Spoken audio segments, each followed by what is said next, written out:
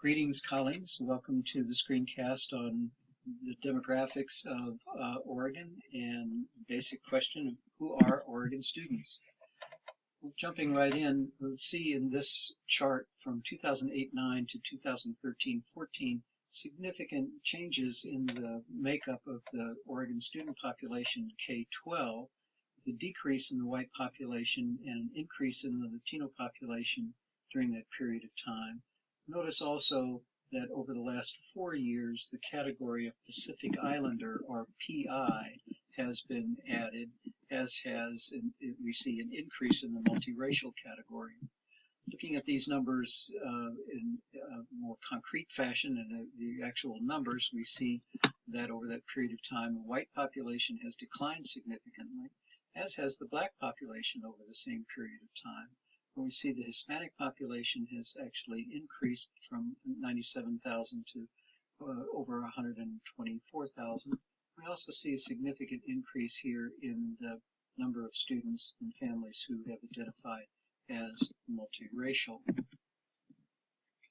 The linguistic diversity in the state has changed significantly. In 2013-14, 57,000 students identified as English learners, and that represents about 10.25% of the K-12 student population.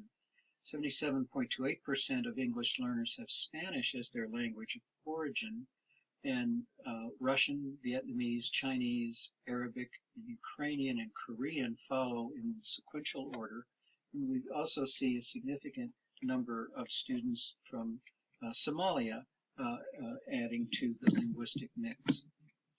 In this chart, we see an interesting pattern where the white population in Oregon has a higher percentage of students of individuals in these far right-hand categories, which tend to be in the 40 to 49, 50 to 64, and 65 and older category. In other words, a skewing toward an older population, whereas Hispanics in Oregon, those both native-born, born here in the States, either in Oregon or in the United States, or foreign-born, when they're combined in the Oregon population, notice that this population is considerably younger.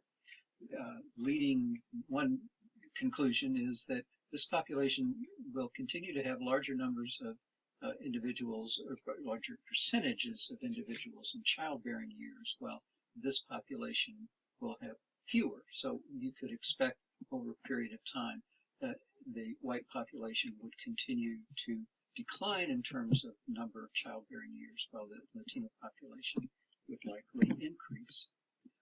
The numbers of students with disabilities has also changed some in the last several years. This chart represents a 10-year period of time from 2003-4 to 2013-14. Notice that the percentage has increased to 13.3% of population students with disabilities, or an increase of just around 5,000 students. When we look at the categories, we see that students with disabilities are primarily in specific learning disabilities and communication disorders, speech and language primarily, but we also see significant numbers of students in other health impairment and in the autism spectrum categories. What we've seen over the past 4 years, and actually an even longer trend, is increases in students in the autism spectrum and in the other health impairment spectrum, while we see other special education populations have actually declined in percentage of population. This chart is a very interesting one for teachers in that it looks at the numbers of students by special education category and the percentage of time that they spend in a regular classroom. So we can see under the regular class 80% or greater period of time, we see significant amounts of time for students with disabilities that are spent in the regular classroom.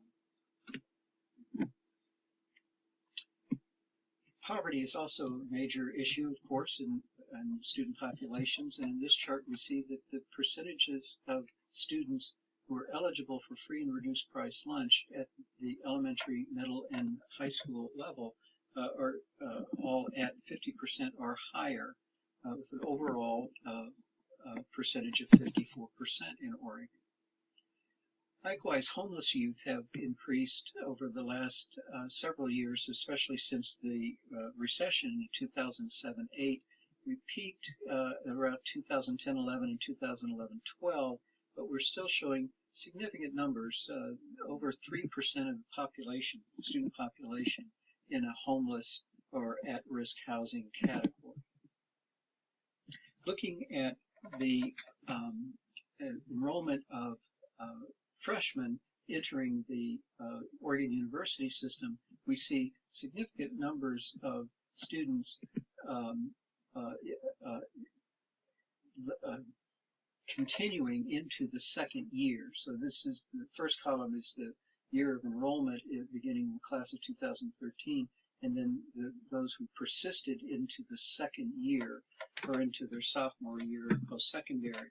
Again, looking at these numbers, especially in these categories down below, we see significant differences between those students of color and white students and Asian and Pacific Island students who have persisted into the second year in larger numbers.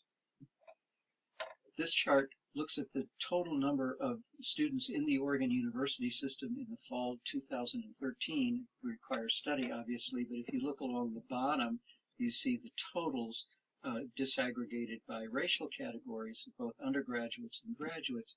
And in the far right hand, you see the total by institutions.